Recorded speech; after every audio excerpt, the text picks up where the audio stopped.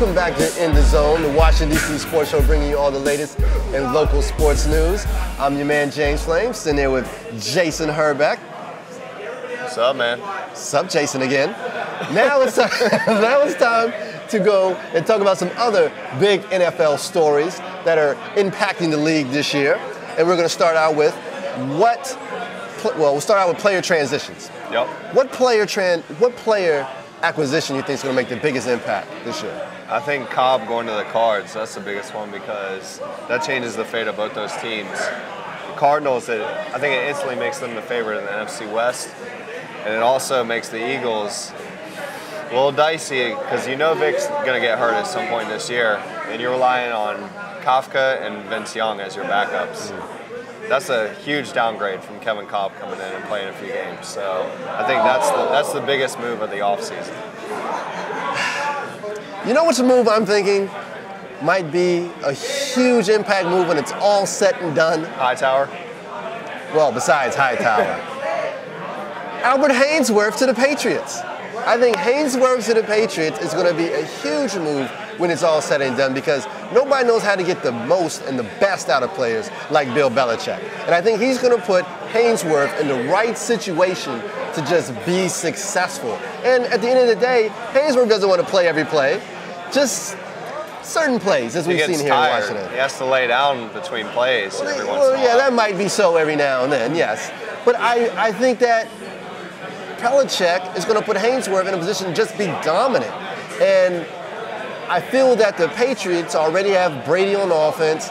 You know, they got Chad Ochocinco, and I feel like Haynesworth could be that impact player that they need. When Haynesworth's on his game, he's one of the best in the league. And I think he's going to be actually motivated this year. You know, proving people wrong. Like you said, Belichick knows how to get the best out of those guys. I mean, Corey Dillon in Cincinnati was a constant headache. He goes to the Patriots, they win the Super Bowl. You know what I mean? So it's Belichick, like you said, Belichick knows how to get the best out of them. And I actually had that written down. I had the Haynesworth-Ochocinco combo as I think the second biggest offseason move this year. So nice. We're seeing eye to eye so far. Yeah, we're seeing eye to eye, man. This is scary. This is scary. We've been doing this show for too long. Just stealing my notes. Well, I think also on a little side note of that is that although they weren't player acquisitions, I think some of the biggest impacts are going to be made from players that are coming back off an injury. Like the Packers are going to get a lot of players back. Matthew Stafford is coming back for the Lions. Jackson, although he had a holdout last year, he's coming back. So, and Romo also is coming back. So even though these players weren't really acquisitions, they're almost like extra players to their team because they're coming back off of injuries this year. And I think these players are going to make a really big impact. Yeah, I agree with the Packers, the Packers especially. I mean, to win the Super Bowl with as many guys as they had and ending the year on IR, it's crazy. And they're just adding those guys like they weren't even there last year. So you're adding like 5 impact players to a Super Bowl winning team. Right. Yeah. And the next question is, which QB change do you think will make a difference? And it doesn't have to be an acquisition. It could be just a change or a upgrade, or what QB do you think is going to make the biggest difference on their team? I think it's your boy McNabb. What? McNabb and the Purple People Eaters. You made me come out with the what? Yeah. Okay, You might be right on that. Now I'm thinking about it. Because I mean, you look at I'm not saying they're going to make the playoffs. No. It's still a what? They're going to be a better team. I mean, the other QB, we already went over Cobb, and then you got Tavares Jackson in Seattle. That's garbage. Who's a better QB, Jay Cutler or Donovan McNabb right now? I just thought of this question. I'd go Cutler, I guess. You sure about that? Yeah, their offensive line is terrible, though. So he's just running for his life all the time. Well, I'm going to ask you what the Vikings' record is going to be later. Roy Williams isn't the savior for that receiving corps in Chicago either. You don't believe in somebody behind me just drafted Ryan Terrain in their fantasy draft. Ooh. And you know what's funny? Sorry, round. I didn't mean to change the subject, but my man was kind of vocal with it, like he had just won the lottery. With authority? Ryan Terrain. Wow. Like that was going to take him to the title. Is that the dude that took the kicker in the first round? Yeah, the same guy. Yeah. The same guy. Yeah. Ryan Terrain. Hashimashili. Put him on the board. Championship. Right, yeah, exactly. Right, put him on the board. Championship. All right, back to the QB change. Well, if for me, I can see McNabb being a big impact. You going John Beck? Ooh, that'd be a good one. But see me the next show, Jason. See me the next show after the season starts. I may have that for you. Well, obviously Cobb is obviously a big change, but I think Kyle Orton staying in Denver is going to be an impact. But I guess he's not really an acquisition, but it's kind of they were wavering with the whole trading him, Tim Tebow thing. But I think he was almost a Dolphin. I know. In training camp, the fans in Miami were chanting for Orton. Did you cry about that? Nah, because after that first preseason game, Henny's actually looked good, surprisingly. Well, we'll see. We'll see how Henny goes. But no, I think Orton will be a big difference. I also mentioned, before with the quarterbacks coming back, like Stafford. Stafford's looked really great in preseason. Yeah. Whether his shoulder can hold up, I don't know. Stafford's unbelievable when he's healthy. He is. He is. And Romo. Romo also. Although I hate the Cowboys. Yeah.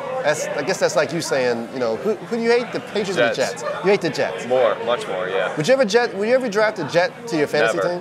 Not one time.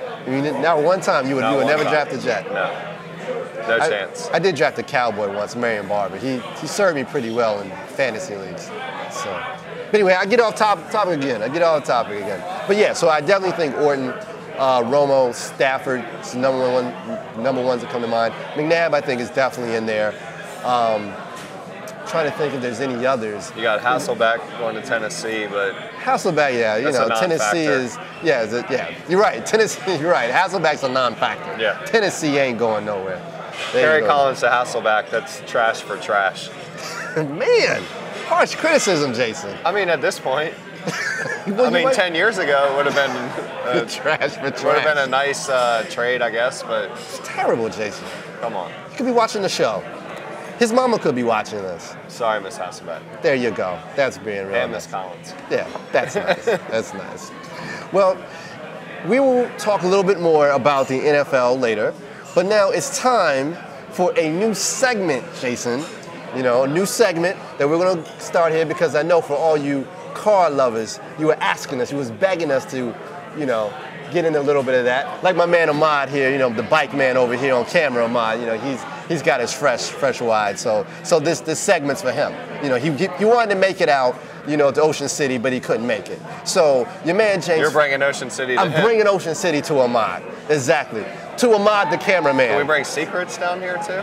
We can't bring secrets, man. They wouldn't let me do it. That takes a license of the beverage license and taxes and stuff. But it's time for a new segment, Hot Rides, Hot Whips. We got to bring it to the folks. I went down to the Ocean City Car Show, checking out some of the custom rides, some of the exotic cars, and let's check them out. All right, I'm over here at Classic Powder Coating with my man Casey. How's it going? Pretty good, pretty good. So tell us a little bit about your company. What do you guys do?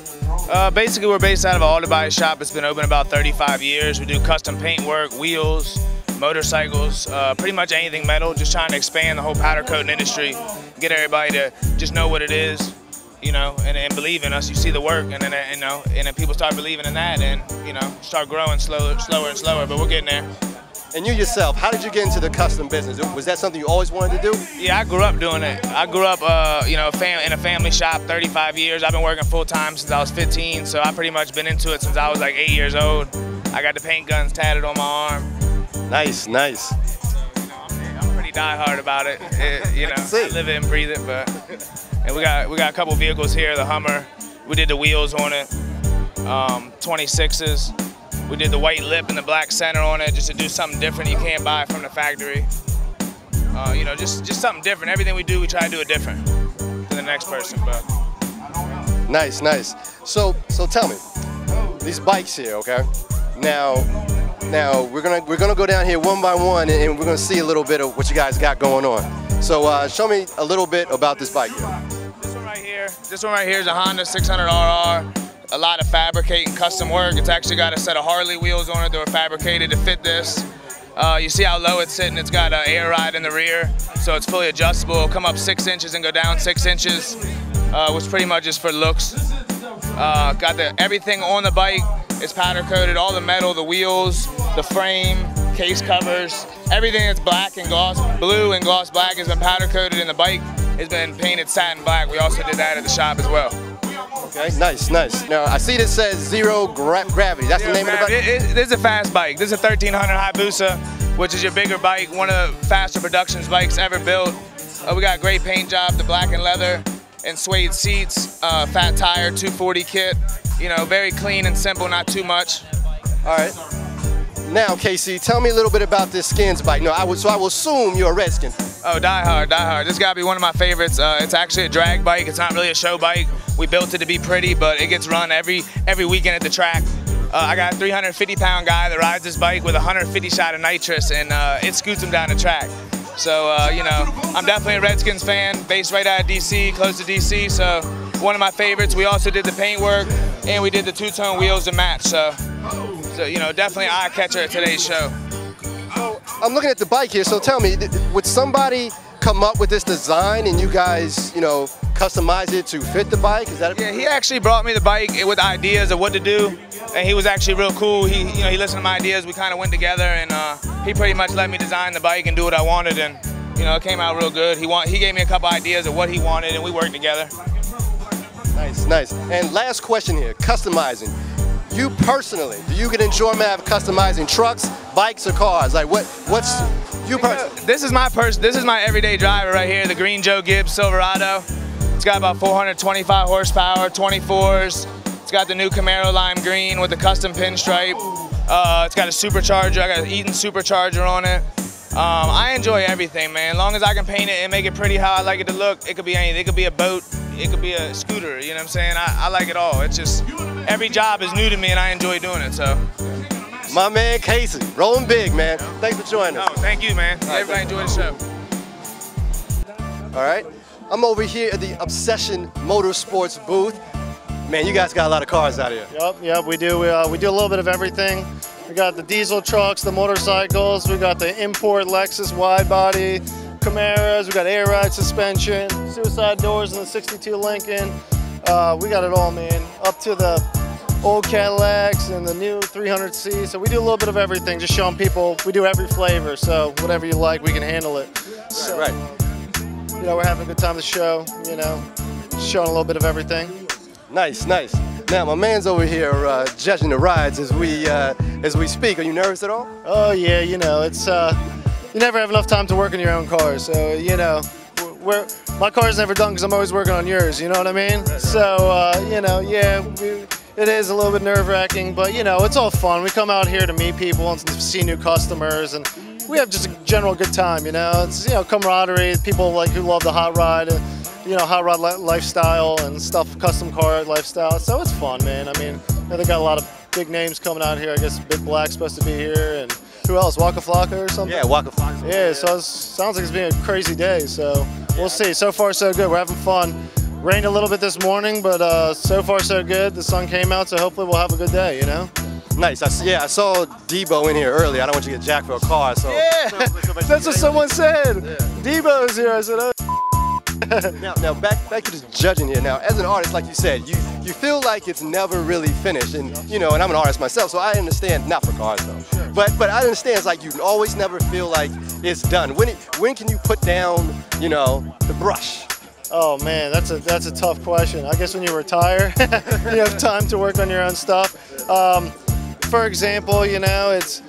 Like I said, it's a labor of love, and you know, you always want to do things, take time, make it perfect. So for example, like on this car, you know, we just did the body, we just widened the whole car. It's a wide body. It's actually the only one in the US that we know of. Besides, they said there may be one more, and there's 3 in Japan, I think. So it's like a very, very cool car, a lot of hype behind it. For example, we just finished the outside, now we're still doing the interiors, so you know, we've got to get that done, but you know, in steps, we'll get there. So it's real cool, we love it though. It's, you know, it's a good time, so. Right.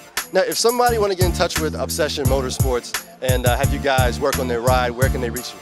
Well, you go to www.obsessionmotorsports.com. All our info's there. We're in Rockville, Maryland, and we got these flyers we're handing out. So if anybody needs anything, you know, easy.